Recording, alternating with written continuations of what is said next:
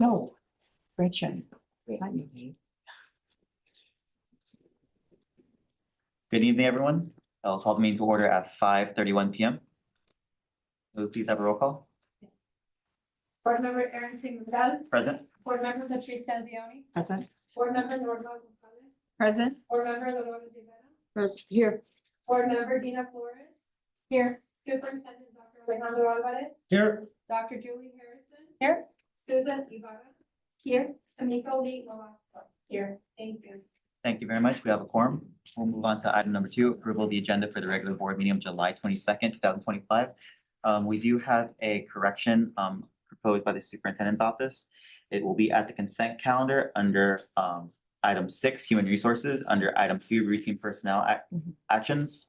Sub line item is 111. This would be to remove this employee from the routine personnel actions. Dr. Alvarez, do you mind adding a bit more context? Yes, so we will be removing specifically named Megan Esker, the principal from Van Weg. No, I'm sorry, Sunkist. And really, it's, we have a every school site has a PBIS team. And they've been getting trained and going to Lake on different things. And since she's part of the team, she got into it, we've added to the agenda as well, that there's no extra duty for her for this work. Thank you very much. Is there a motion to approve the correction? I move. Second. Motion by Ms. Flores, seconded by Ms. Stanzioni. Rivera. Oh, excuse me, I get both of your, y'all sit too close to each other. I'm getting the echo, that's my fault. I apologize. The motion is from Ms. Rivera. Thank you very much. And still seconded by Ms. Stanzioni. I heard that one correctly, at least. Is there any discussion? No, hearing none. Roll call vote. Aye. Aye. Aye. Aye. Aye, the motion is carried. Is there a motion to approve the agenda as amended? So moved. Second. Thank you. A motion by, Second? yeah. A motion by Ms. Stanzioni and seconded by Ms. Rivera. Any discussion? Hearing none, roll call vote. Aye. Aye. Aye. Aye. Aye, motion carries. We'll move on to open session, pledge of allegiance. If she wouldn't mind, would our new chief business officer mind leading us in the pledge of allegiance?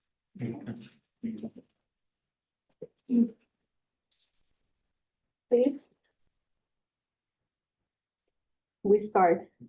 I pledge allegiance to the flag of the United States of America and to the republic for which it stands, one nation, under God, indivisible, with liberty and justice for all. Thank you very much.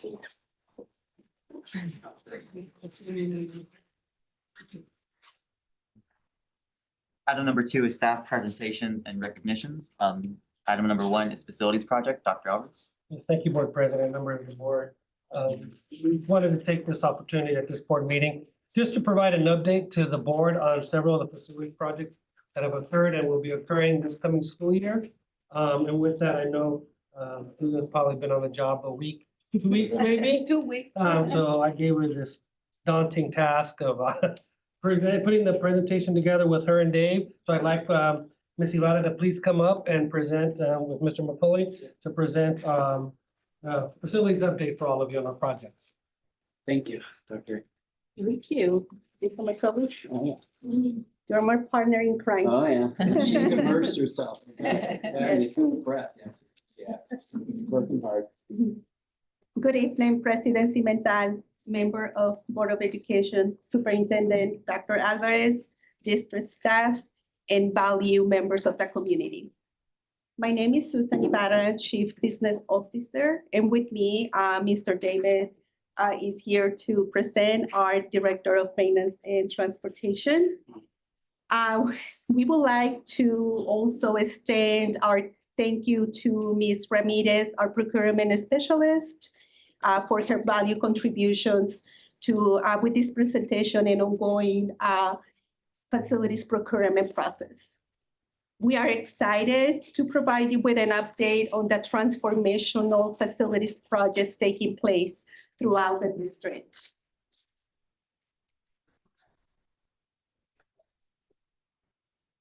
We currently have 4 major initiatives underway all focus on modernization and enhancing student experiences that align with the district's strategic goal, safe facilities. Those four initiatives are here in the slide number 2. We would like to move on with just giving an update of what's happening with the high school aquatic center. Just a quick reminder, this project was approved back in February 2024, funded with Measure V and BB. The budget for this project, $12 million. That was the estimated cost. I saw the video and we saw how there was a ribbon celebration that took place in April 19. And then I just would like to highlight that this is a prime example of how that our bond dollars are being utilized for our community. Is there anything that you would like to add, Dave? Well, I think Dr. A is the captain of our swim team so far, and then he did a wonderful job. But that day, what a great experience. I mean, even on grad night, coming down with the pool lit up and seeing that way, I drove that way at 11 o'clock. It was amazing. I mean, from all the way to the new light from the football field coming down, it looked amazing. I'm just not saying it's coming around. It's looking good over there for sure. Yeah, and I think pictures talks 100 words. Yeah. So we can see here that reflection of what just David explained. Yeah, definitely transformation going on. We also have another project, playgrounds, Sankes in Banwick Elementary.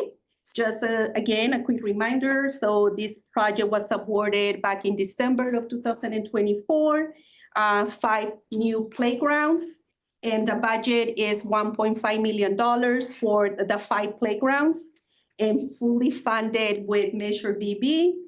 Banwick's, the installation is complete. And then for Sankes, we're almost nearly to the closeout. We're getting there. So these facilities provide safe and fun spaces for our little ones.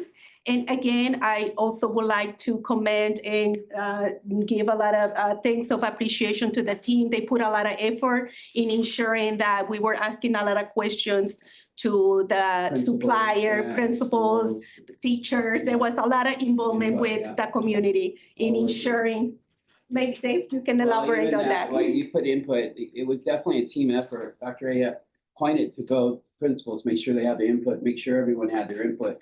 So they were able to do their lines. If they came out, they did their own drawings, and we pretty much nailed everything they had with the print. It's beautiful. You'll see pictures. Yeah, we can see some of the before and the after. That's awesome. Yeah. This is the Sankes location. So You more. see the lines on the after right there. It's like nice. All the colors they brought out. It's awesome for sure. We have our Banwick playgrounds, beautiful playgrounds. Like we can see the before and the after. And one kid said it was like Candyland. I'll never forget that. So I was amazed that day. Yeah, colors and stuff. Here, other pictures. Yeah, so we're almost complete. We're down to one playground. Everything's been insulated, so we're just gonna clean it up a little bit, get with the vendor. We have a walkthrough on Wednesday, and to make sure everything looks good, we want to make sure we're getting what we want. So Wednesday will be a big day tomorrow, in fact, at 10:30. And then the ribbon cutting for this project is also a big celebration, and we would like just a little clip. So just a reminder on how that was, please, if you don't mind playing the video.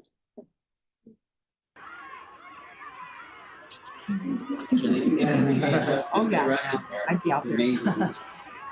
They run, it's great. Yeah, no, it's cool. And then we're super excited. This is another big project underway. So Edgewood and Don Julian Sport Fields. Just a quick reminder, this was board approved back in June 25th of 2024. So the estimated budget for this project is $12.1 million. And this is the state of the art. Again, another project. This one is gonna include tracks, concession stands, restrooms, and the turf fields. We know that this is gonna benefit our students and our community as enlarged. So we can wait and to promote athletics and fitness activities for our students in the community. So the HBOOT project has been already, DSA has already approved that project. And then Don Julian is expected that we will receive approval by the end of July.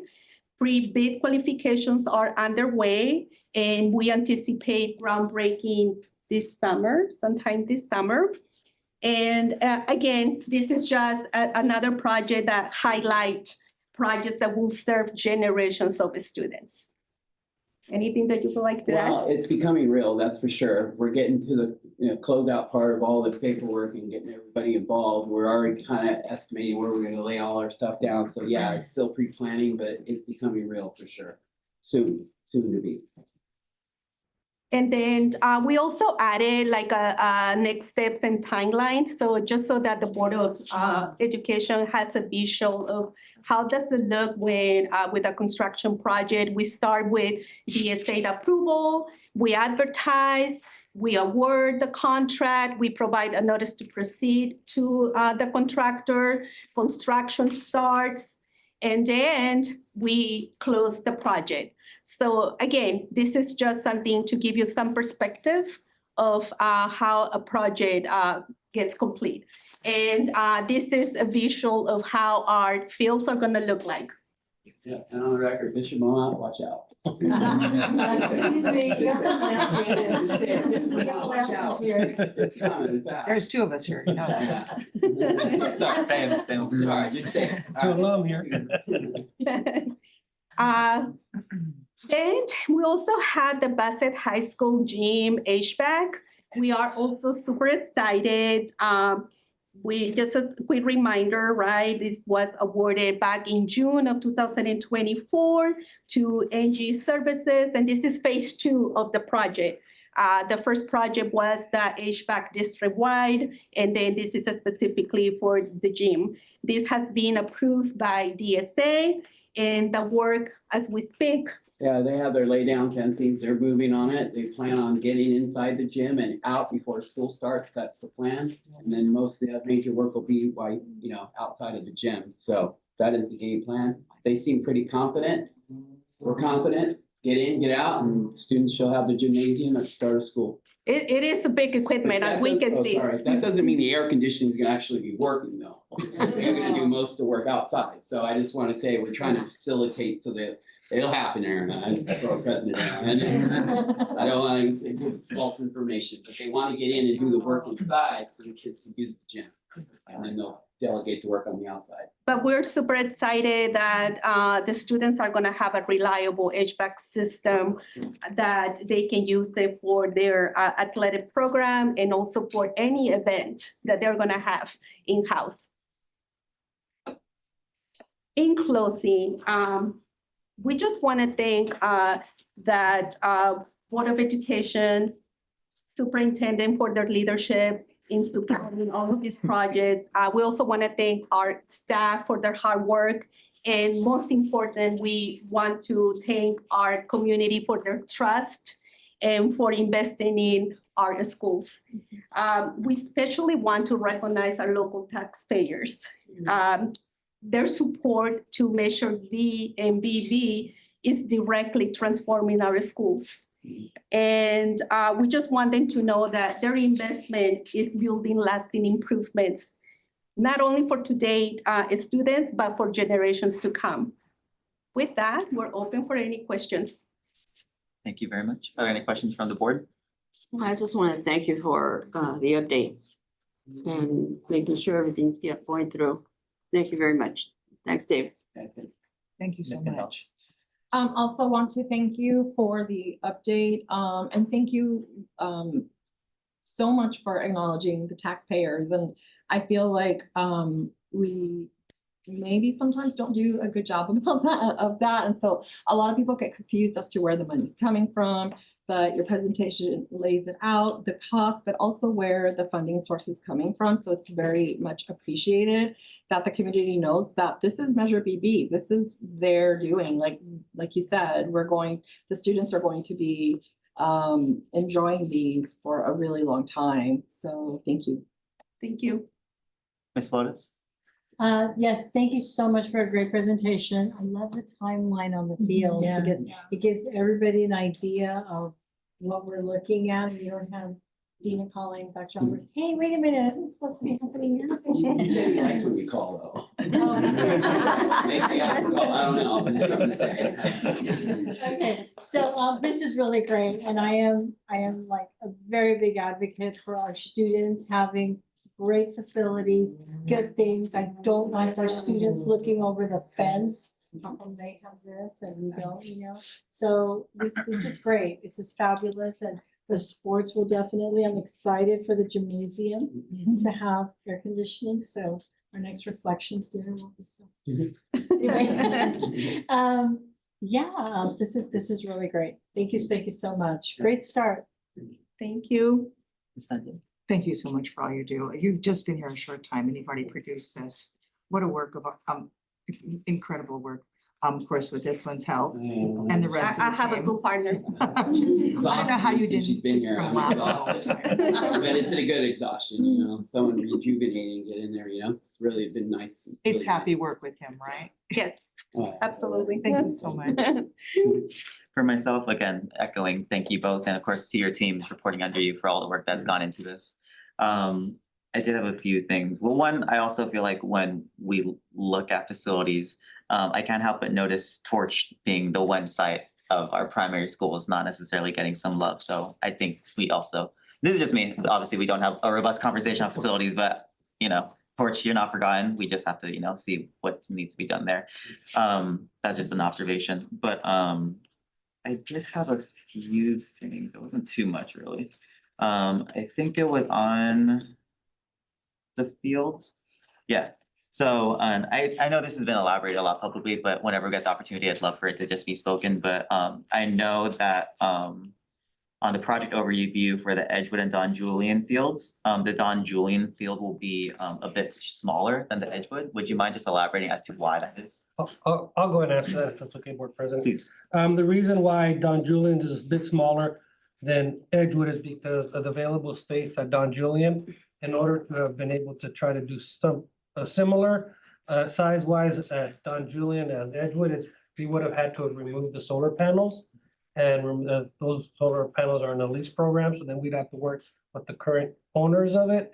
And it was just too much work, could cost way more at the end. And the difference is about, I think it's 20 yards of difference, 10, 20 yards.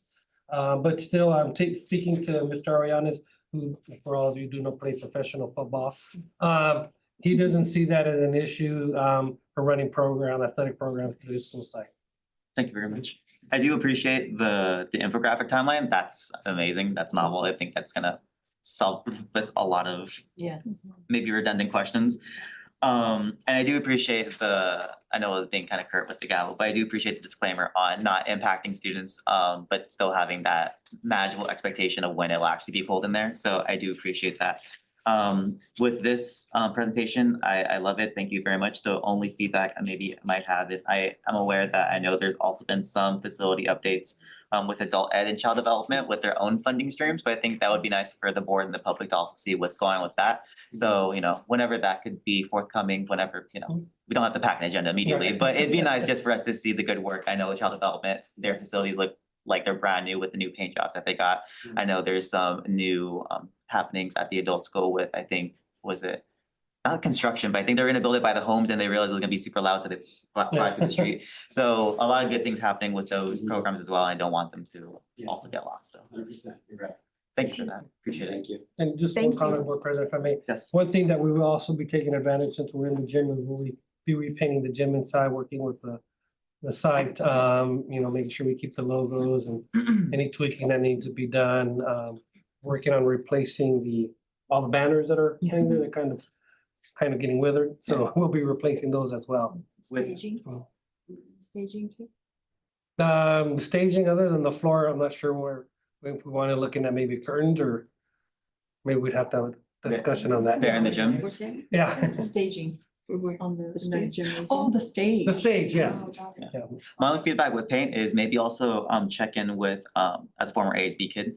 I know with rallies, it's always a matter of chipping the paint. So just saying how do you reconcile the two of obviously having a fresh paint job, but also them needing to cover the gym up with all these posters. Yeah, Yeah. it's also a discussion whatsoever. Yeah, we've been talking about that. That would one of our biggest discussions. We want to put brand new paint and tack it up and start, so we're corporate coming up with some stuff. Sounds good. Have you looked into this new thing they're doing inside schools and outside schools with the wrapping of, I was talking to a rapper today. They do amazing work, They do. fences, windows, Yeah. anything, and Dr. A actually, he was started and the guy even told me, we do tablecloths. When I was talking to Miko about 30 minutes ago, we were talking about that. So yeah, we're bringing that into. and they play do as well. they do the walls. Come into Do my the school, wall, come to my yeah. school sometime this week if you can.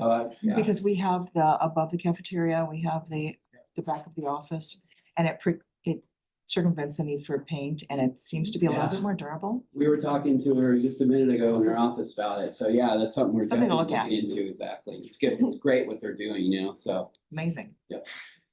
Thank you very much. Thanks, guys. Thank you. Thank you.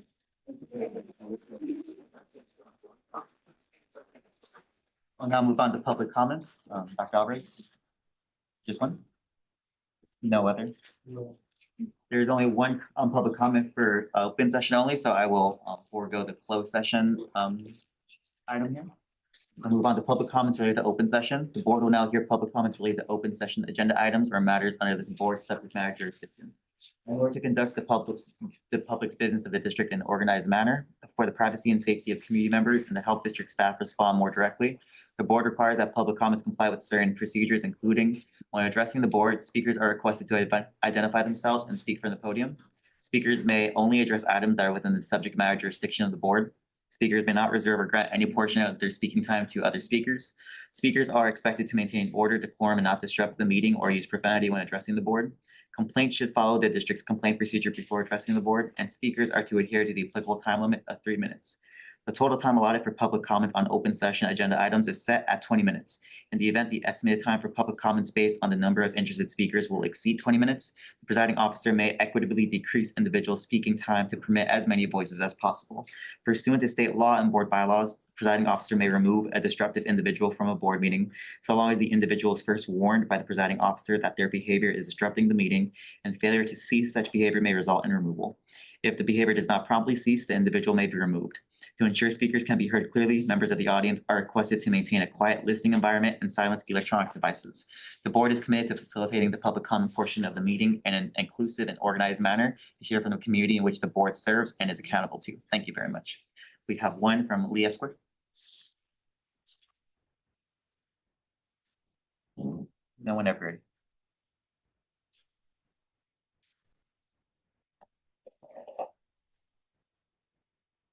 Lee Squire, City of Downey, Auditor Fraud Examiner, President and Board, the public and staff. Justice delayed is justice denied. Alex Rojas and Luis Rojas, AKA Del Terra, the two fraudsters against the school district. I attended the court hearing on July 17th, 2025 in downtown Los Angeles. In attendance was Alex Rojas and Luis Rojas. First, the judge asked the DA prosecutor why the criminal case on behalf of Bassett Unified School District and its citizens has failed to move forward for almost 3 years. I wish I had a camera because the way she dressed down that ADA prosecutor was priceless.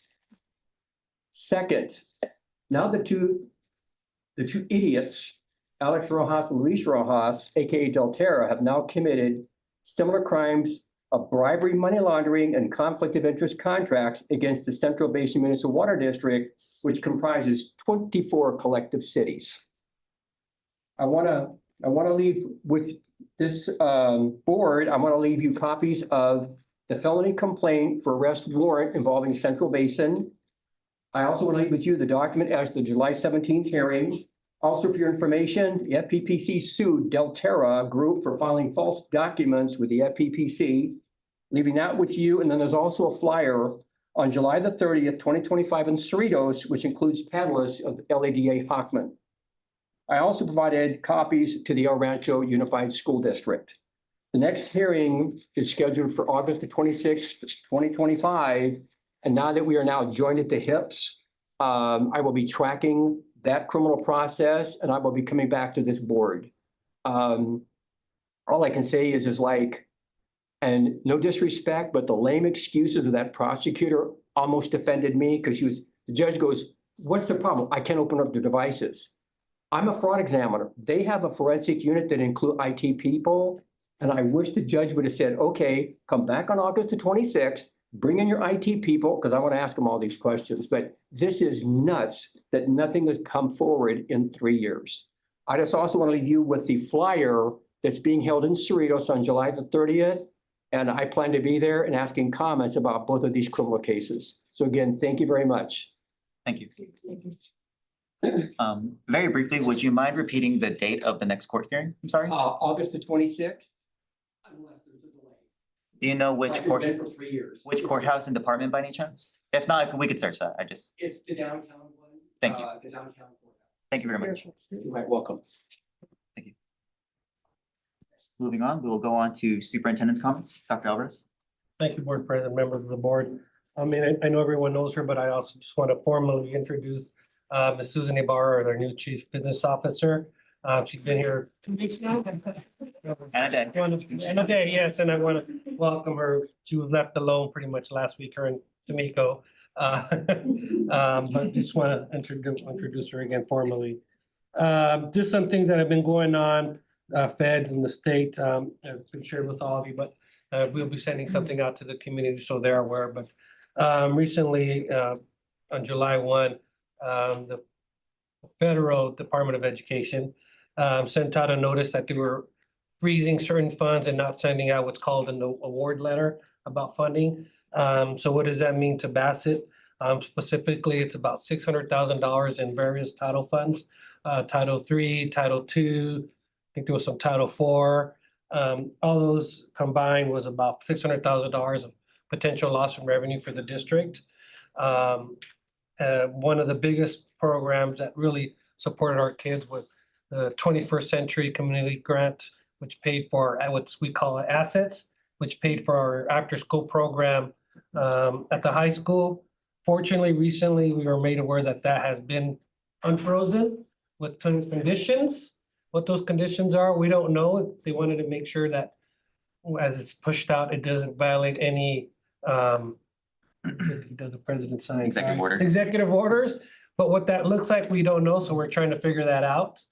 And then sometime also, a couple weeks ago after we got that notice, we got notice that there's a reinterpretation of certain child development funds and requiring some kind of legal status notification in order to be able to enroll in some of our child development programs that are federally funded, which that one really would impact the district because that salary is used to pay staff and service some of our younger children in the community. So we're still trying to work through that with LACO and get information, but we'll be sending something out to the community to make them aware of that.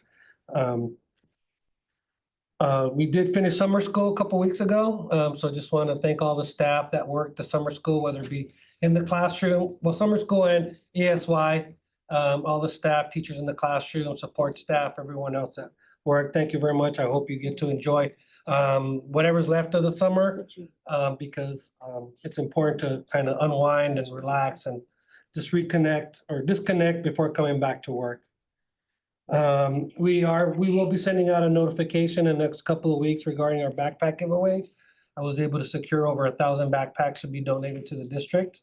So we will be giving them out. Dr. Harrison will be working with Mr. Salama and some of our community liaisons who we've approved to work a couple of days earlier to set up a system in a day where we'll be giving them out, and then another day at the sites that don't get picked up. Obviously looking at including things in the backpacks, but we'll be working through that. With that, other than that, that's all I have, but thank you very much. Thank you very much, Dr. Alvarez. Board member comments, board member Dina Flores. Yeah, once in a while, we could go this. Would you like to? You want to? I'm going to go first. I'm sure. First of all, I would like to say thank you for the updated clock.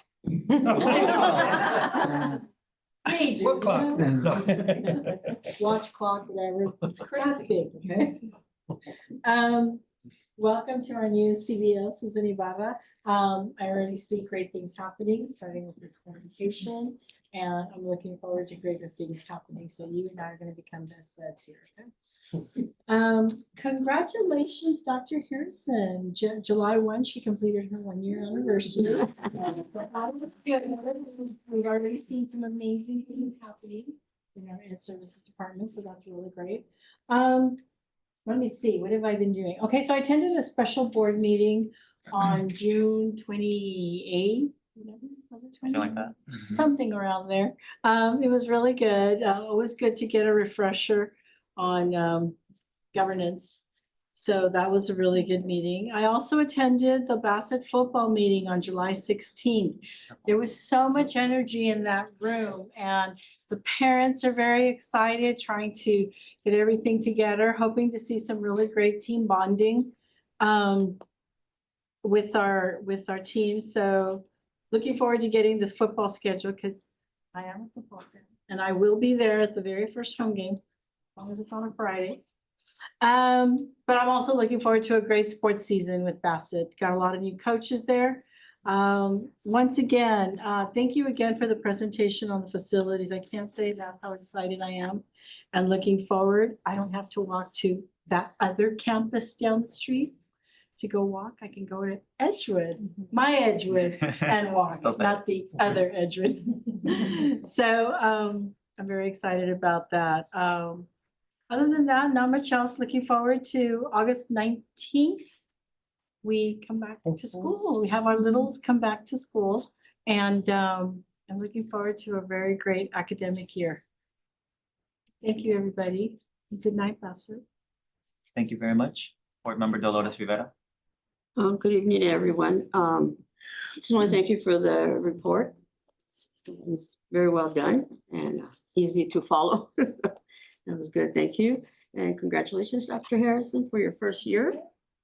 We look forward to seeing your next year, your first year.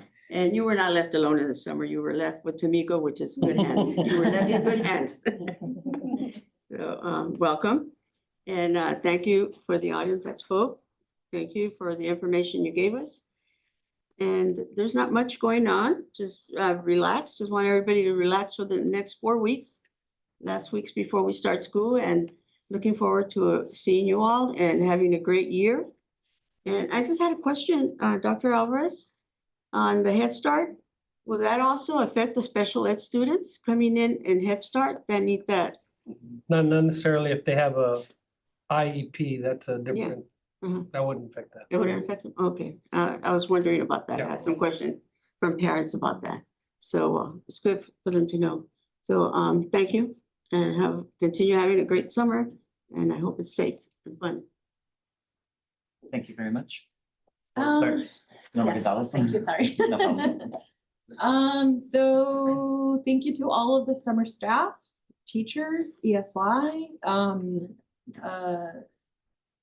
know working in the summer isn't the most ideal, at least not for me. I need that time to recharge. But so thank you for the hard work of all teachers and staff that do work over the summer. I'm excited to hear about the backpacks. Thank you for letting us know.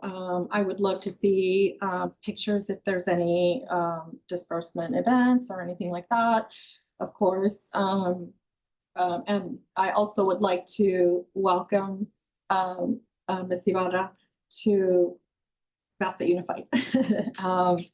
And also congratulations to Dr. Harrison for your 1-year anniversary.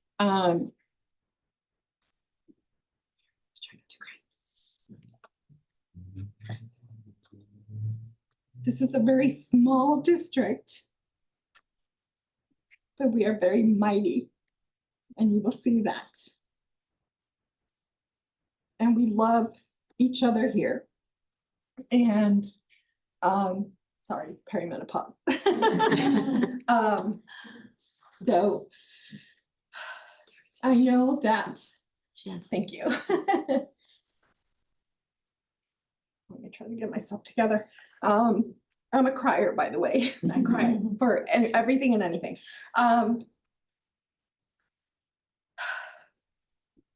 There are bigger and better and greater things, districts, and sometimes we like the familiar. But the things that you're going to be able to accomplish here will be noticed. There will be gratitude. And I hope that that's been your experience in the year that you've been here. And I think I've mentioned before what an honor it is to be sitting here with such wonderful, intelligent, hardworking people. I am so hopeful, and I can see that the district, the students, the staff, everyone is in good hands. I promise you. I see everyone here at district office work so hard.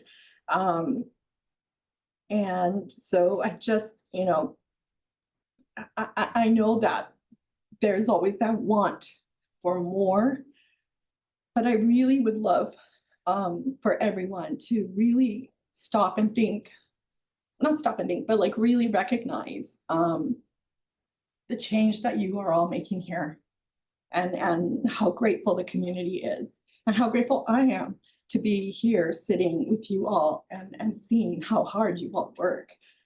So thank you. Thank you for that. And you know, you can go anywhere you want, but if you stay here, we promise to take care of you and you know, and try to open doors for you and just make your experience here a lasting legacy that you can leave behind and say, yeah, I did that.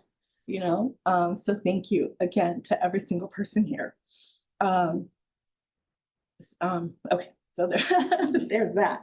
To our public commenter, I am an educator in Montebello Unified, so I am very aware of the row houses and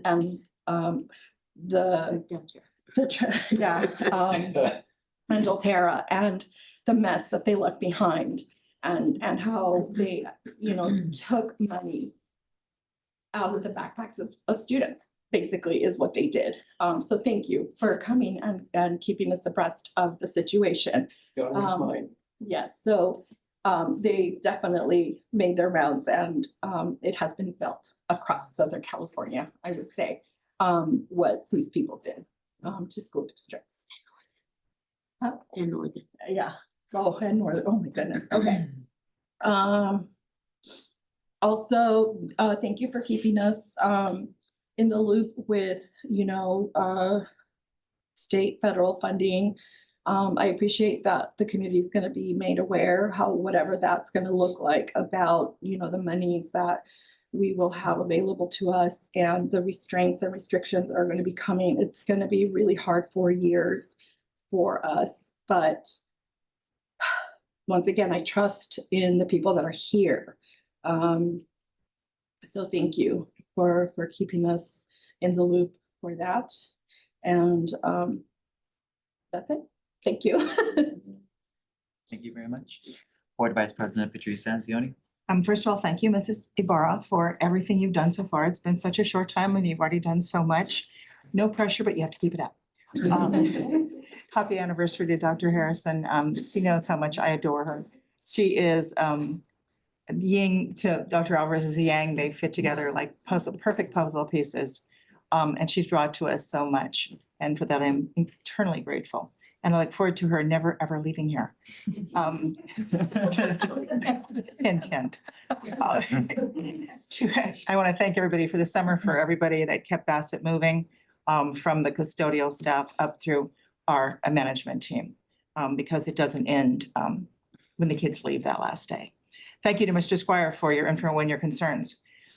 They were quite supportive and illuminating at the same time. So thank you. And to everyone out there, please know that your children are safe within our walls. ICE can't come in our classrooms. We have protocols in place. So please send us your children knowing that they are in a safe place. Now, that being said, the state of California has to be given huge kudos for stepping up and funding critical mental health hotline for LGBTQ plus youth after the federal government announced its selfish cuts. in the press 3 option. It will continue as California and LA County will collaborate with the Trevor Project.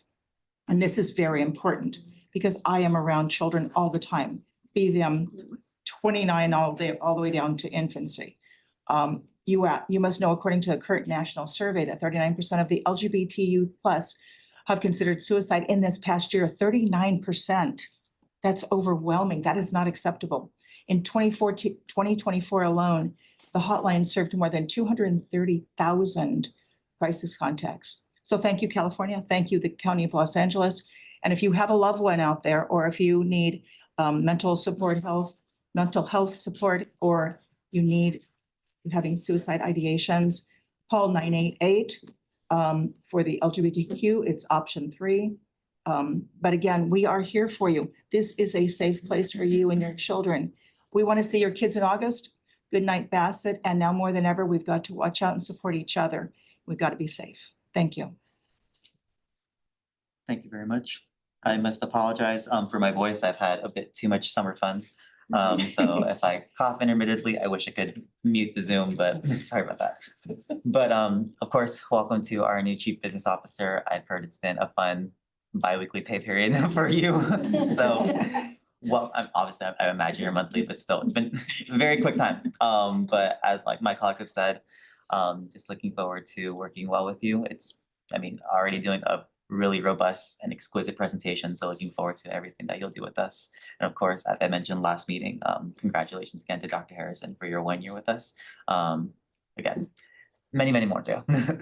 And thank you. I have to give a shout out to the Bassett Management Confidential Association for their heavy lifting with our scholarship fund. I know we have settled that last meeting, so very thank you to that organization. I know their president is in the room. And while I'm talking to management, I want to wish you all a really productive session, I believe next week at the symposium. I know it's probably a nice time just to get away from the walls of the district office, but hoping that's productive and making sure you're doing everything that you can for the start of the new school year. Following up with my colleagues said on the same rhythm of our most vulnerable communities, I would really like to see how we could really revamp our Know Your Rights information that we're getting out to our school communities. Different modalities. I think this board is really cognizant that not everyone does digital online. So if that's paper, if that's info sessions, if that's phone calls people want, if that's literature, if that's adding it to the notice of student and parents' rights and responsibilities that every single person gets, if that's on the back of student ID cards, if that's adding it to, well, I think the Bassett UNF for All page is pretty good, but updating it if needed, as well with any updated LGBTQ literature as well. Just making sure that we could do everything in our power, knowing that yes, we're protecting our students in our walls, but once they leave, from driving home or walking home, when it's the weekend, when they're out without the district boundaries, but they're just existing, because we're seeing it against people with legal status, we're seeing it with citizens, we're seeing it with some veterans, we're seeing it with people who aren't. It's very clear on a discriminatory factor that people are being targeted. So making sure that our community is being safe and we're doing our part as a local government to protect our shared constituents as well. So on top of coffee with principals, a quick Know Your Rights, college application and FAFSA workshop, Know Your Rights. Big banners at back to school and at open house, whatever, just making sure that it is abundantly clear, just everything that we're keeping our community safe. But I do appreciate what our superintendent has done with keeping us abreast with different legislative and judicial happenings and updates. If that's with Head Start funding, that one's been a big concern. These conditions to funding that's been unfrozen. I do appreciate the state in joining other states and suing for us to get those reliefs. I'm hoping we get relief, but doing whatever we can to just protect our students. Head Start, that's literally an incredibly small population of any community. And the fact that that's being targeted is just especially sinister, giving everything. But I do appreciate the state of California having suit in that, also with the funding conditions, as well as protecting our transgender youth who are such a small number in this state. I'm also very happy to join the new year for the LA County School Trustees Association. I'm entering my second half of my 2-year term on the executive board, and we're gonna be having our fun for me, a Saturday meeting in the coming weeks to do our kind of like retreat, our leadership retreat of what's going to be the agenda, the programmatic agenda for the next year with LAXCA. This is year 3 of me being on LAXCA. As a reminder, board bylaws prohibit any one board member from holding an office for more than 4 years. So just saying, y'all are gonna have to think about who wants to be eventually. But I am looking forward to LAFCA and continuing my service with CSBA's Delegate Assembly. With governance functions, I do have to give an immense shout out to my colleagues with a lot of different governance aspects we've been doing lately, both in public session with special meetings and those in closed session matters. It's been very collaborative and very meaningful, I think is the word that I will say. I think part of the reason I ran for school board initially was nice word I'll pick is skepticism of just how good we are doing with governance aspects. But this experience now as board president, as opposed to just being a board member, I felt it very collaborative and very meaningful on the part of you all. So I do appreciate all the hard work, the very delicate and meaningful work they put into these aspects. I know we are continuing our conversations with strategic planning, or excuse me, with governance protocols, but with strategic planning, I do think there would be some time for us to look at our strategic plan, not to make any big updates, because it's a 3-year plan, but just seeing where we're at with them, if there's any pivots or any new items we want to add into it. I personally would like to have some type of presentation in the near future on some of the academic aspects of the district. I know I mentioned this before, I hate acting as a corporate board of directors for all the business and HR stuff, but having some love for the education stuff as a board of education, particularly getting more insight the high school pathways at the high school, the dual enrollment both at both the high school sites, just seeing what does that aspect look like, our middle school offerings, electives. If I am a parent and obviously you don't shop around middle schools, but you know, what are the difference between going to Don Julian versus Edgewood Academy versus Torch Middle Schools?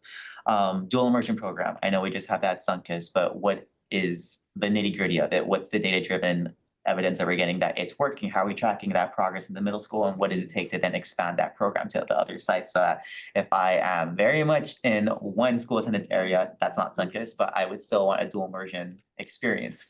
How can we do our part to expand that to the other sites? I'll reduce that to writing. I appreciate note jotting, but I promise I will get that to the appropriate folks. But I think that also goes into our role of overseeing the educational programs for us to ask questions that give us the opportunity to give our feedback as, you know, the representative of the community of these different aspects. So a lot of work as we wrap for the next school year. So I look forward to the back to school breakfast and all the fun things of back to school night and the games and doing all the fun things with the new sites. So enjoy the 410s while you can, Dio, and looking forward to the start of the new school year for everyone else. So enjoy the rest of your summer, and that's it on my part. Thank you very much. We will go shortly into closed session. There are 5 items. Item number 1 is conference with labor negotiators pursuant to Government Code Section 54957.6. Item number 2 is conference with legal counsel, existing litigation pursuant to Government Code Section 54956.9. Item number 3 is conference with legal counsel, potential litigation pursuant to Government Code Section 54956.9. Excuse me. Item number 4 is public employee performance evaluation. And item number 5 is conference with labor negotiators, Board President Aaron Cimental and Salvador Hogan Jr., General Counsel, in the matter of unrepresented employee. If I can have general consensus, we can go into closed session at 6:20. Is there any objection? Hearing none, so ordered. We'll go into closed session. Thank you.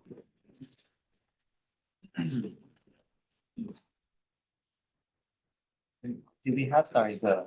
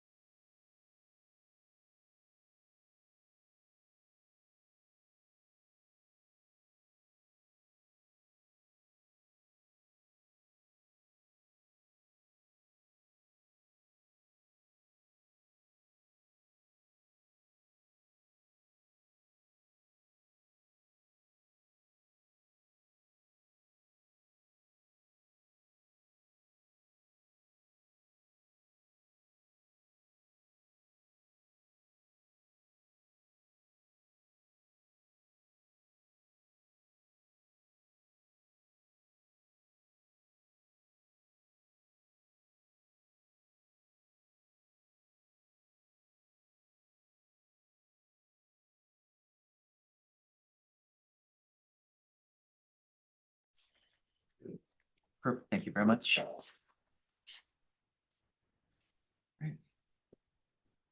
Good evening, everyone. We will reconvene at 8:32 PM.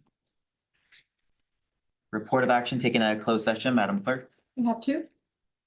In closed session on a motion by Ms. Dolores Rivera and second by Ms. Patrice Dempsey-Only. And a vote of 5 members approved, 0 members opposed, 0 members abstained. The governing board took action to approve to approve settlement agreement in case number ADJ 180588529. Claim number ASCO-012705 be a stipulated award for 12% in the amount of $11,092.50 with future medical open.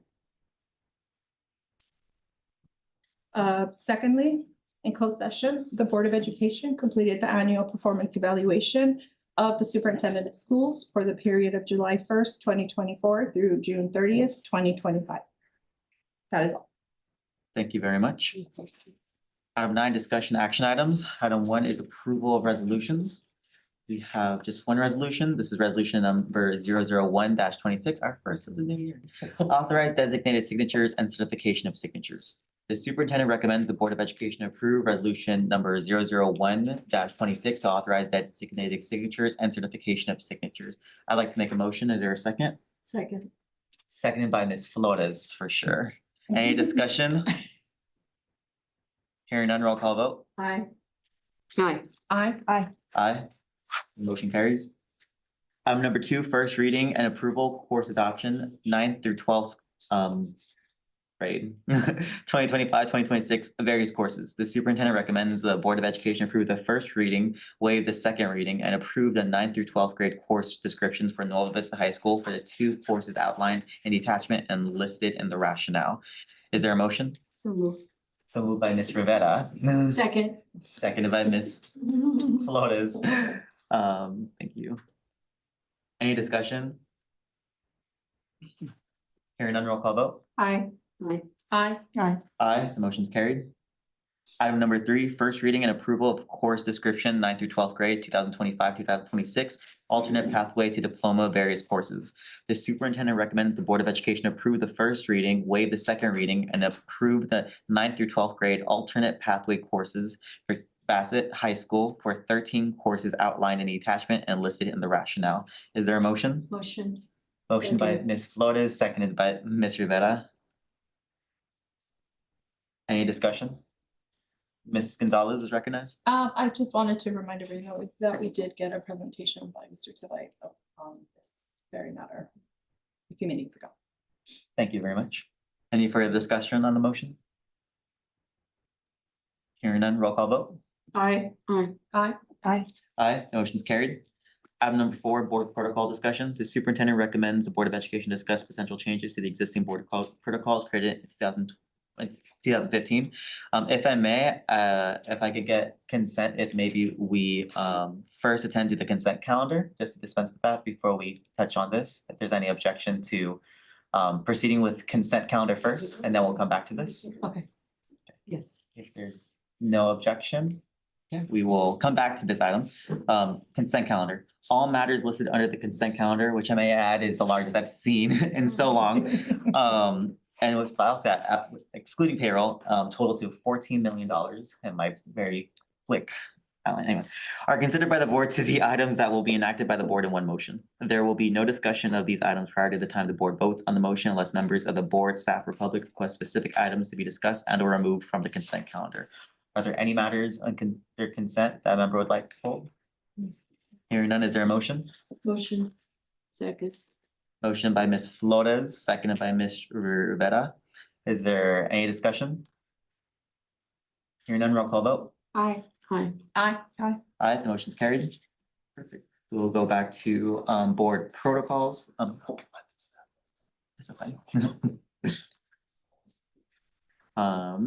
For board protocols, so the board, we did have a special meeting as a governance workshop a couple Saturdays ago that was June 28th. that was led by a facilitator from the California School Boards Association. In that workshop, you'll be reminded that we all got some foundational introductions into effective governance, best practices, et cetera. And we began the process of looking at our board protocols that had not yet been updated since 2015. Based off the feedback that we've expressed, I think there is some good direction into revamping the protocols. Either just consolidating a few, clarifying what they mean, et cetera. Not necessarily reinventing the wheel, but definitely the tires are kind of threaded out, so we want to make them good again.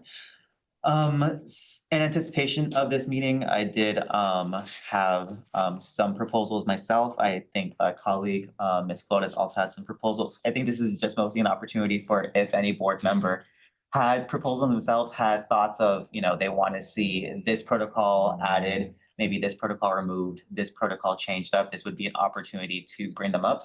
And then based off that direction, I, along with the superintendent, could develop some rough draft for the board to look at a subsequent meeting. I don't know if Ms. Flores, you want to start off with maybe what you've shared. I know you shared this with the board, so we all have a copy. Yes, thank you so much, Mr. President. So I looked over the board protocols that are posted on the website. There was some redundancies within the categories, just within the categories. Just kind of word usage and just kind of bringing it more to a more modern, so to speak. So here, what I passed out, so everybody would have it, is I kept the sections the same because I think they were important. So communication, what's another one? Constructive discussion with respect for differing positions, decision-making, how all that ties in together, and kept it separate. What was the last one there? I'm sorry. Periodic evaluations. Some of the things we're already seeing that happening right now. With that one, I think that one really got reduced from longevity that was there. But I'll just go over general protocols. As a board, we're a policy-making board. So we do policy, and our focus is creating the best environment for our students. Okay, so overall, and that was the very first thing. We keep student learning and achievement as a primary focus. How do we narrow the achievement gap? So when you're dealing with all this kind of drama and everything like that, or people come at you like, how does this narrow the achievement gap? If it doesn't, then that's not our purview. Okay, we are elected by the community, but we are here to focus on our students. And that pretty much speaks to the board and superintendent, the general protocols. That's what we're here to do. The next area, and y'all can read it on your own. You don't need me to read it out. Areas of responsibilities, the board members will, because in this particular area, we have, as a board, we have one employee, and that's the superintendent. We do not manage we don't manage those that are under the superintendent, his cabinet, the school sites. No, we have concerns, we have questions, we go to the superintendent and just raise these concerns to them, okay? So that's kind of respecting his role, respecting our role, and we don't blur those lines, okay? One of the things that can happen is we can go to school sites, and because you're a board member, people feel, oh, the board member's here. So they feel that you want to have that professional relationship with them, but you don't want them to feel, oh my God, board members here.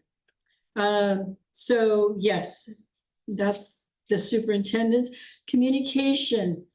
One of the things that was shared at the special meeting was that we can have differing opinions, but we share a collective voice out, and that's pretty much done through the president. The president kind of speaks to the board with regards to communication. Now, that doesn't mean that a board member cannot go to a public event, cannot meet with somebody, as long as it's kind of shared out. So I'm going to meet with a legislator. Hey, I do the courtesy in my best practice, I would tell our president, hey, I have a meeting scheduled with so-and-so, I will let the superintendent know also.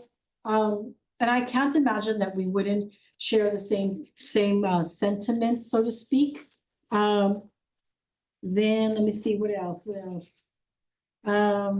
Communication, it's very important that we communicate all our questions and concerns to the superintendent, because they would know best. It's not for us to go to like the school sites or to go to others. Even when I have a question, if I had a question for our CBO, hey, Dr. Alvarez, I'm gonna make an appointment with our CBO to discuss this, type of thing. And let me see. And then the superintendent is for him to make sure that we are kept abreast of any findings, and we already have that kind of sort of, not kind of sort of, we do have that already. So, yep, constructive discussion with respect for differing positions. We are all very unique. We can have a different outlook on something. One of the things we discussed, okay, how can I change this board member's viewpoint on this? And you may not, you may be able to, okay, I didn't see it that way. And I've had that already happen with, when I've discussed things with a board member, okay, I didn't think of it that way. This is how I saw it. Okay, so those are the things so that we could send out a collective message. So more unity. It basically at the end, that's unity. Decision-making, that's pretty that one really got cut down. But I think it still speaks to, and we can all see the original protocols. I was thinking to do the track changes thing, like Yeah. put the original protocols on there, and then this is what it's gonna come down to. But, leadership. We collaborate, we work together as a cohesive team focused on student success. We don't make it personal, we don't do anything like that. How do we narrow the achievement gap? And we do this professionally. And superintendent will partner with the board to build a unified team. So this part here is we need to work together. The team that works together succeeds and we go farther. But if we're going to be apart, then it's not. Board Member Gonzalez mentioned, we are small, but we are mighty. And I fully believe that. As far as not just even in the board, in programs that I've been in, it's actually even better sometimes. Periodic evaluation, board members we do evaluate our superintendent, but we should look at ourselves also. And that's something that I think we need to do. I don't know, I started with CSBA in my final year, but it just, something else happened, it took precedent. But I think that's something that we should do for ourselves. And I think it's going to help us, one, understand each other and build more of a cohesion with each other if we do our own self-evaluation. Planning, we did that already. We set the strategic plan and we work together. Policy making, because that's our greatest thing as a board. We make policy. And basically, and overall, the superintendent supports the board and he should not hesitate to say, this won't work because this type of thing. So in essence, if you read the existing protocols, and you read these, it's just really more condensed. There was just a lot of redundancies in them. There was one area. If I may, Ms. Flores, I think exactly that last part is exactly what I just want to highlight, is if you do look at our existing policies, which are on our district website, you did a good job in synthesizing and consolidating, because there was, from our existing protocols, a lot of redundancy, basically the same thing said a different way, right, back to back. So I think you did a great job with that. If I may, for the sake of facilitating this conversation, I think it'd be good if you highlighted the the new ones. I think you did add maybe like 2 points that technically are kind of novel to the protocols, or I think get more into the nitty-gritty that we discussed. So getting to like what's substantively changed. You know what I mean? There was something, and we spoke about this, on areas of responsibility, board members will. And then it says, act collectively to provide clear direction to staff through the superintendent. So it is not for, I'm just gonna say as a board member, I cannot go to a campus and speak to a principal and say, hey, how come this isn't happening? Or you should be looking at this. That is not. You can make us, and I'm gonna tell you this is at my very first year. And it was kind of misinterpreted. I was gonna be that one, hey, let's all do this, you type of thing. And then he came back to say, oh, board member Flores had said this. Well, that's not how I meant it, but that's how it came out. So it's always, if you have a concern, this one specifically, and if you all want to, that was my point. My point is we go to the superintendent and the superintendent will address it. We have, I can't stress enough, we have only one employee, that's the superintendent, the district. We have, this is why we hire a superintendent to support or lead the district. Okay, so that one right there. If we may, maybe we could discuss that since that's a new one. I would also like to say of what I have shared with my draft, it is in that area too. In areas of responsibility, I think everything there we could keep, but one area that I did want to clarify on is the same point that Ms. Flores talked about. And I want to get clarity on understanding the distinction between board and staff roles and refrain from performing management functions that are responsibility of the superintendent and staff. I think that's what it currently reads as. I'm in the same boat, so maybe this is time where we could discuss what are all of our philosophical thoughts on, I guess, as she succinctly put it, is act collectively to provide clear direction to staff through the superintendent, which means we do not give direction or orders or instructions to any of our staff, whether they are assistant superintendents to our rank and file members, if they're teachers, classified, confidential students. If we have any feedback on how things are going in the district, we advise the superintendent as individuals, and we as a board in duly noticed public meetings give formal direction that are binding. I think that's correct me if I'm wrong, that's the same logic that you're trying to approach. That is the same logic, because you also start bordering on, if an employee comes and shares something with you, there's an unwritten expectation that it's gonna get resolved. So it's like, no, it's going here. And I believe. And that kind of gets you in trouble, because then if it doesn't get resolved, now you look like the bad person. And I think that is, again, the existing protocol there, but just making sure that we as a board, we really want to fine tune that. So based off that, Ms. Tanzioni. Thank you, first of all, for doing all this, because it took a lot of work for you to synthesize everything.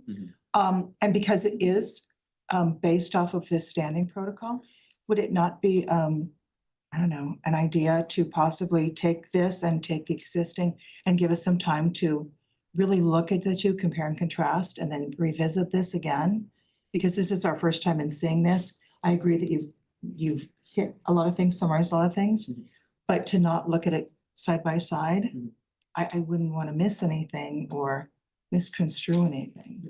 You know, does that make sense? So So yeah, we're not so- voting on anything. No, It's not an we're- action we're- item. Yes, we're not. It's just that I really would like to come back to it though, as Yes. an action item. So they will eventually become an action Yeah, item. yeah. So we have Yes, time, yeah. so right now, this is just for the sake of viewing. So in anticipation of our special meeting, we were encouraged in advance by our facilitator from CSBA to review the protocols and come prepared with that meeting with any thoughts to that special session that was weeks ago. After that session, in anticipation of this regular meeting, there was also encouragement that we also review this, and that's where at least we have. So yes, please review the Yes. existing protocols, and now that we have also another version proposal.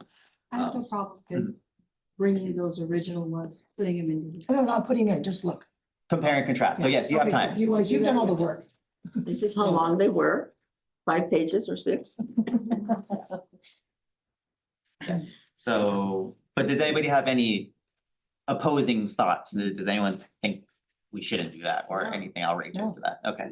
'Cause I think what I'm trying to get a good direction here is if we're all philosophically on the same boat conceptually, then when we do bring back something to vote, we know these were the parameters. Yes. So yes, go ahead and compare and contrast, but we'll probably compare and contrast again with a final draft eventually. I'm sorry, so you had another item, Ms. Flores? Yes, a few bullet points below that. Visit school site and attend events when possible without disrupting instruction or staff duties. So as board members, it's our responsibility. We go out there, we represent Bassett. Just as, you know, our superintendent, when he goes out there, he represents Bassett. So we go out there, but we get things happen. Some of us have, you know, full-time jobs and we're not able to make those all events, but when at all possible, to be out there and show community that, hey, we're here supporting type of thing. But the problem, but not the problem, the added here is without disrupting instruction or staff duties. So I can't wake up one morning and on my way to work say, I'm gonna stop into Torch. No, we should develop the practice of making an appointment. Most recently, you went and visited campus, so appointments are made. I usually let the superintendent know, hey, I'd like to go to this campus because this, or whatever the case is, you know. During back to school night, no, you don't have to make an appointment because that's an event.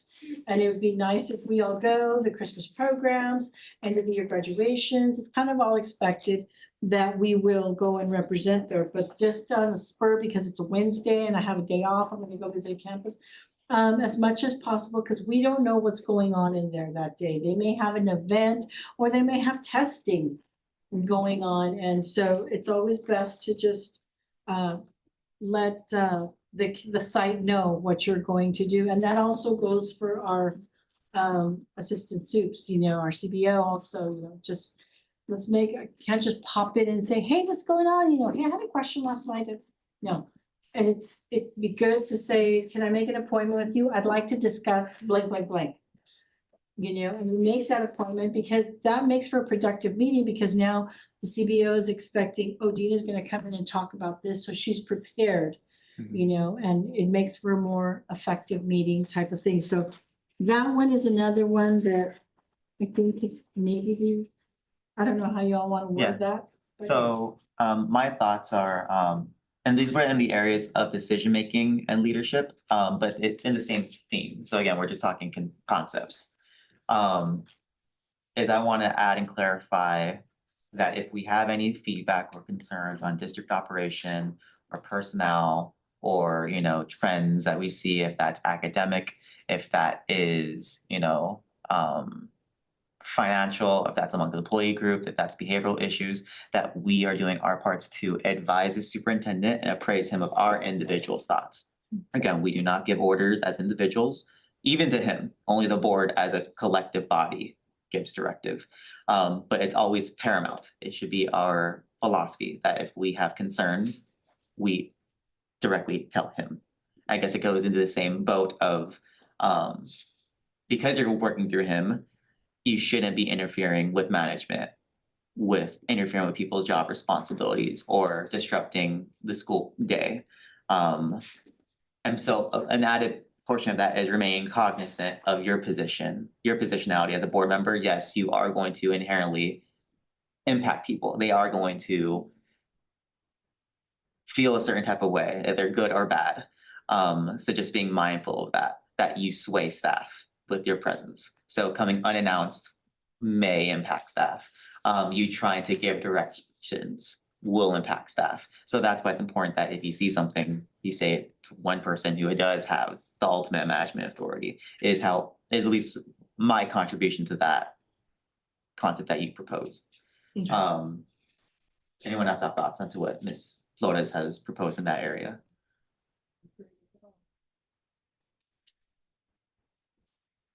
You got all this on the first day we went through the mid sessions. To me, it's common sense, you know, respect and going and Yeah. it's common sense, you know, to be writing all that 3 pages of what we will do, what we will. Yeah. Well, well, to that, I think it's not really for us per se, because I feel like we do a pretty good job of that, of this. But it's really what we're gonna leave behind when we're not here. So that we want to make sure that protocols, responsibilities and procedures are always followed. For when? Whether, like, if we're not here anymore, like when. Oh, yeah, they'll make their own. Yeah, well, yeah, but they'll have to, Yeah, they'll follow and make their own. yeah, they'll have to do it publicly. Ms. Sanzioni? But it also helps the public know, so they won't go past it and we can refer back to it. That's not within our purview. How many times did they ask, probably any of us, can you do this? No, I can't. It's not within my power. Years and years ago, there was somebody running for office that was promising to mow their lawns or something. And I thought, well, that's really interesting. You don't make promises that you can't keep because it's not within your job. You remember who I'm talking about? I think this will be good for the public because if it's simplified, they'll get it easier and they'll know, oh, they can't do that. We can refer to it easier. So I think to that also, yes, I can respect that. It is common sense, but it's in writing. Thank you for Putting making it it in shorter. writing, It's always been. putting it in writing makes it more real. The 10 Commandments, I mean, it's common sense, you don't kill somebody, but it's written down. So, It's still broken. And in my view, it, without, Yes. without due respect to Ms. Gonzalez and with all due respect to my colleagues, I think it is still an accountability place for us all, because yes, it should be common sense. But this does give the board a resource if any of us went contrary to these, to be like, hey, you're doing that, you're interfering with staff, or you're trying to give directions to people, or X, Y, and Z. This at least gives us some type of recourse to call it out and say, that's contrary to our norms, stop doing it.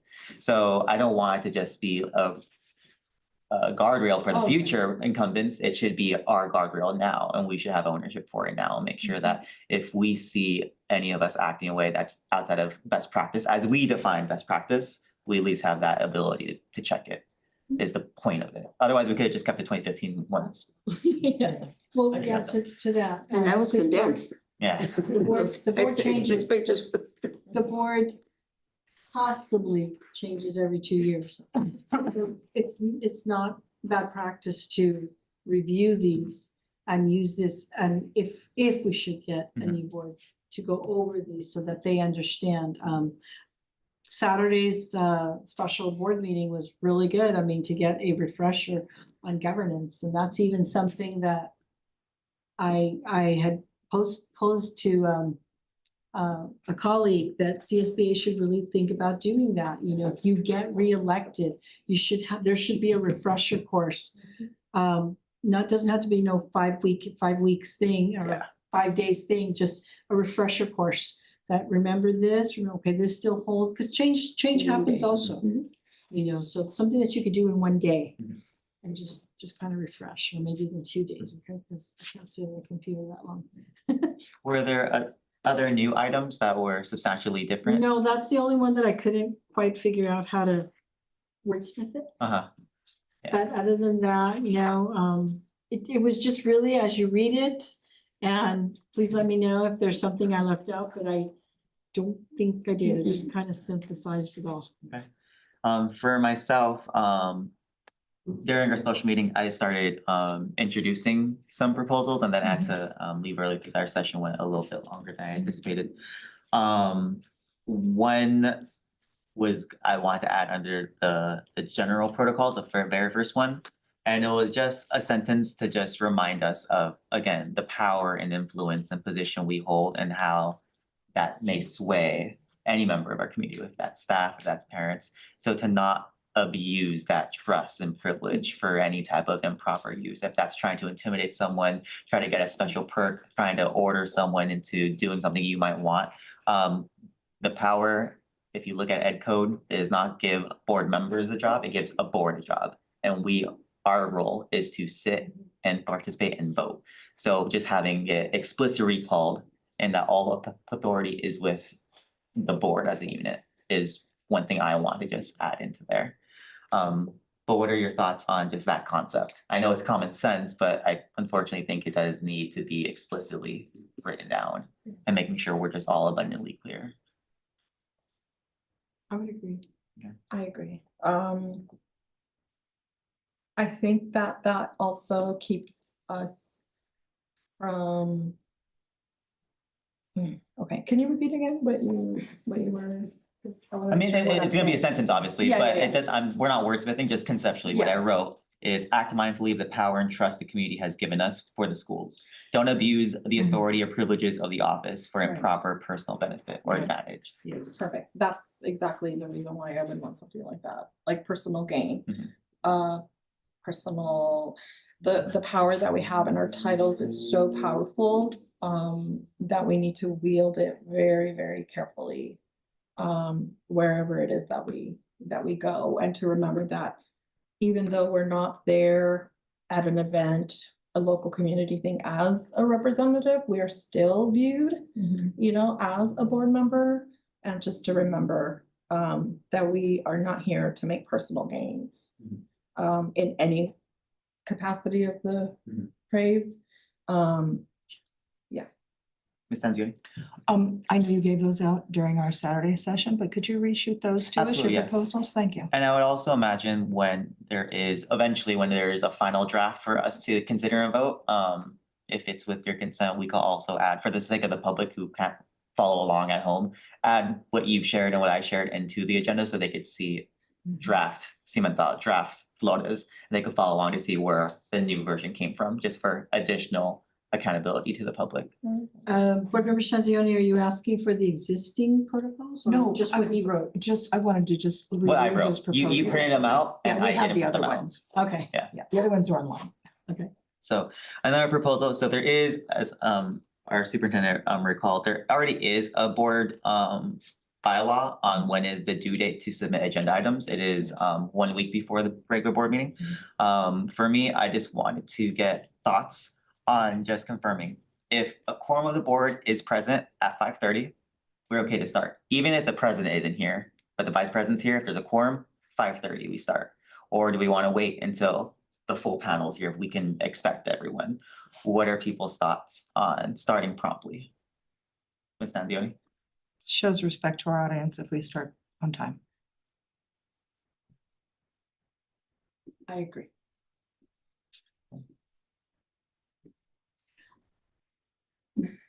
I agree. But for example, if you have, and being very respectful of people's time, if I have or if you receive notification. Mhm. Aaron, I'm there, I'm in the parking lot, you know, whatever, or Aaron, something happened at work, I am going to be late, go ahead and start. Go ahead and start, it's okay. But yeah, but if 5 minutes isn't gonna kill anybody, then okay, fine. I guess, yeah, you want 5:30 because that's being respectful of people's time. They got here at 5:30. They have to sign in for public comment by a certain time. So again, this comes back to holding ourselves accountable. If we put it out there, then we need to follow it. So, yeah. I'm open to that too, just communicating if I'm stuck in traffic, but maybe I won't get there at 5:30, that's like, okay, then maybe I'll get there at 5:35. Okay, we'll wait for you, but I might get there at 5:45. Okay, we'll see you at 5:45 then, you know, we'll start. Let's start. Just again, concept, we're not trying to Just wreck. put meeting, you know, something like meeting will start at 5:30. And start it. Mhm. And you've never been, I think you've been 5:31 once. Yeah, and then the board, if the board's coming, a board member's coming in late, call. Yeah. So. Okay. Let us know you're Oh, coming, yeah. you know, that Do we way. need to put that in protocol, like to make sure that the late member is communicating to somebody? Right. That they're running late, 5 minutes or 15? It could be just if you can foresee, just, I think we've already, that's practice, I think we all do Yeah, that, we but do, just. yeah, and I'm not saying, yeah, Yeah, I'm not just saying writing that we it. don't, which I really do appreciate. I have not seen a situation where that has not happened. Yeah. But once again, we should probably put it in writing. It's possible. I mean, anything else. Moving forward, then, Put that- what is the next step for these? Well, we would reduce based off the feedback we're getting. I'll work with the superintendent to develop something similar to this with our current existing protocols. Just updated with the feedback that we're getting. Will we incorporate your proposals Yes, as well. And if anyone else has any Okay, I want thoughts that those come to mind. included, yeah. One thing that I know we did it at our most recent governance workshop. I know we did it last year, when we were doing our strategic plan session. But in the beginning of the session, the facilitator, had like meeting norms. A few of them were like, have like express show civility, use I statements, suspend judgment, listen intentionally, those type of things. What are your thoughts of developing those for the board? I love meeting I think norms. they're already part of your agenda. It speaks, you speak to that in the agenda. Well, I mean, amongst ourselves, like when we engage in our board dialogue. Yeah, no, I love meeting norms. I feel like, once again, we use those to, if someone is not following norms, we can call it out and say, that is not per norms, please. And so, Mhm. I love norms. Mhm. Meeting norms. Norms. Ma. Sorry. Any thoughts on the concept of meeting norms? If we want to put it in writing, we might as well put it in writing just to make it real. Okay, under general protocols, you have governed professionally, treating all individuals with dignity, civility, and Sure. respect Mhm. while honoring differing perspectives. Mhm. I think that kind of hits it all right there. So maybe we could just add meeting norms will be governed professionally. Individuals. Govern professionally, including during Yeah, meetings. yeah, just adding something to that, or starting with this, these will be the meeting norms. Okay. Or so. Govern professionally It's at all not, that's times. kind of vague. To be at all times. Yeah, well, and then, once again, I have not seen anything that would prompt me to say, oh, we need it, but we definitely need to put it in writing. In my view, and I don't intend to recall specific examples at this time, I just do not want a situation where dialogue and exchange amongst the board devolves into something a bit more petty, where there's innuendos expressed, and then that's obviously recorded. So a specific call out of, if you have an interpersonal disagreement with a board member, you can handle that, you two, offline, but in the meeting space, we are conducting ourselves to a higher level of leadership, because that is our expectation. I would go along with that, especially because one of the things is look at who's your audience, and sometimes you have students in the audience. Not only that, you have student board representatives here, and how we conduct ourselves. And we can't control public comment, but how we act accordingly is, they see it. Yeah. We're supposed to be model examples to them. So I can see that. To your point, board member Nona, maybe in the purpose somehow fit meetings in there, because it says clear, effective operating procedures, general and role specific, help ensure alignment and effective governance. Maybe somehow in there fit the meeting norms in there. Okay. Just thought. I think maybe at this point we could just make one that says meeting norms. Okay, so you write all this down, somebody breaks it, what happened? Or you can call it out. That's it? Yeah. So one of the things as we're doing all this, let's not get wordy, because this was a lot. of Yeah. words. Just- We don't want to go back to making it wordy. Yeah. So it sounds like we all, I mean, it's fine with keeping it done with the govern professionally. Mhm. It sounds like we all hold professionally to high regard. Yeah. So we're gonna presume, we're gonna stick to that, and then see how things go from there. There's one on, and it's the same that Zena's consolidated with, constructive discussion and respect for others with differing opinions. I also just want it to be, for me, very clear that it's healthy in a democratic body as a board where there will be dissenting opinions. Someone will be a minority, someone will be the 1 to 4, or there will be 2 people to the 2 to 3. And it's okay to express those views, but doing it in a respectful manner that still obviously understands the board made a decision. Yeah. So that could be expressed of, the board voted this way, but like I still would have done this.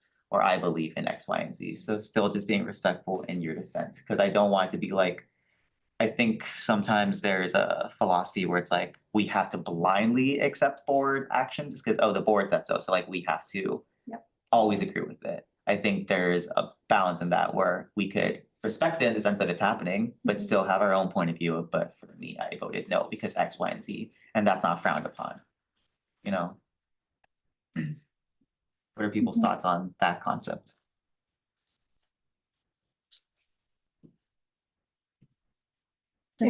If I understand Uh-huh. correctly, there was a point in our meeting, our special meeting, where, and you've probably done this in the governance, the board votes speaks to the community. Mhm. So, Hmm, how do you, like a 3-2 vote? Correct. A constant 3-2 vote Mhm. would tell community, something's not right there. Yeah. Or things like that. So how do we, you can vote your mind, we want you to vote your mind, because everybody here is unique. You're unique and you have the right to your opinion, but be open, it's like, oh, okay, I didn't think of it that way. If that's how this is going to be, okay, I can go along with it. Mhm. That type of thing. Exactly that, where, I mean, we all are elected by the community. Boards or elections are every 2 years, and I see why, especially CSEA, they're very big on 3-2 votes are the most awful thing ever, because it signals the community a divided board. In my view, I mean, that's still democracy working, you know, we're not an echo chamber, we're not always going to 5 unanimously. I agree. I think what will be concerning to the community is how those 3 and 2 interact. If those two can be like, well, I voted no because of my principal decision X, Y, and Z, but the board made a decision and the district's going this direction, that still shows to the community, we're still a team, we could still operate, there's still some unity and working together. While still saying I as an individual just disagree with it, but I'm still a member of the team and I'll do what I can moving forward. So I don't think it's the existence of a 3-2, I think it's how we act when we are part of the 3 or part of the 2. So that's the crux of, it's okay to be the 2 or the 1, just don't throw a meltdown because of it, you know? And to that point where it says, when we look at our votes, keeping student learning and achievement as the primary focus. It's not my personal opinion. It is my opinion, but how does this look collectively? Does this support student achievement? And so, yeah, I'm not gonna vote against something because somebody else voted for it. No. And we This have is been how it in this is. situation, and I have heard, when you came in with this vote and then you voiced, I understand, I see that this is how it's going. I understand why it's going that way, and then you said, I'm gonna vote yes. And so that is appreciated. And so I think what this will do is eliminate anything where we get to the point where it's like, like making a comment, a personal comment. Like, I don't like you, so I'm not gonna, or you always do that, or, or I don't trust what you're saying, or something like that. So that we have a sense of decorum in here, and that the public and the students see that what it is like to have differing opinions and have your opinion changed somehow, or having differing opinions and it's okay. And it's okay. We show people how that's gonna look, and so that I mean, I can't imagine anyone would be, opposed to that, because that just shows just how strong we can be, even though we don't agree on something. So I do appreciate that. Those are all the new concepts I have. I think to answer, Ms. Rivera brought a very good point of, okay, someone's breaking the rules, then what? I am operating under the presumption, positive intent, is that we're gonna develop these and we're going to have a good faith effort at following them. So with that, I did not feel it was appropriate to try to draft a new board bylaw on censure or reprimand. I think that would give up on us before we even tried. So I don't even want to try to like entertain that. But what I do think could be is, let's say just because I'm whoever the presiding officer is, heard something that was out of order, a quick, oh, Ms. Flores, that comment went against, general protocols or, areas of responsibilities, just be mindful of that. Or maybe if the presiding officer didn't catch it. Just a regular board member, Madam President, point of order. I believe Ms. Gonzalez's comments were out of order because she, made a negative innuendo or she implied something that was negative. So having those checks and balances of us knowing that these are our procedures and that's how we try to hold ourselves accountable. Or speaking out of turn. I mean, when it's like really bad, obviously like Yeah. we're having this conversation right now. Yeah. But like when it's like super like, whoa, that was bad. And I think, and at least since I've been a board member, it hasn't been a lot, but definitely just a little too many instances where for me, it's my comfort. So that's why I wanted to bring it up, where maybe it has gone that way of people speaking out of turn. So in my view, it's just always improvements. We want to continue positive leadership and holding ourselves to that high standard. So it's practice what we preach. So that's my logic there. But that's how I envision it, at least at the moment, working of calling each other out respectfully through parliamentary procedure way of that was out of order. Can we acknowledge it? Right. Um, And I'm not sure if I made, I'm sorry. go ahead. If I made the comment before in another board meeting or at the governance meeting, that it was, I'm very aware of the cameras. But I wasn't aware of how impactful they are. And until I started receiving emails, positive things, thank you for saying this, thank you for shouting out that. It's appreciated from staff, parents, community.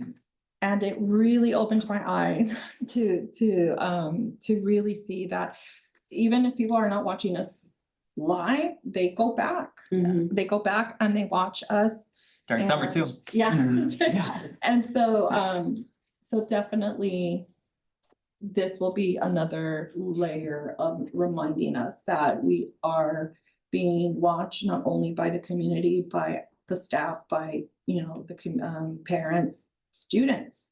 And then, we're always, I feel we always need to behave as though there is a toddler in the room. And would we say that in front of one of our students, I mean, we do have, like you said, we do have our student representatives. And so definitely Yes. keeping myself in check as much as possible, knowing that even though there's no one here, that they will go back and watch the meeting and what I say and how I react or, whatever comment I make is going to be a reflection of me. It's going to say more about me than the situation. So, or whatever, to make comments.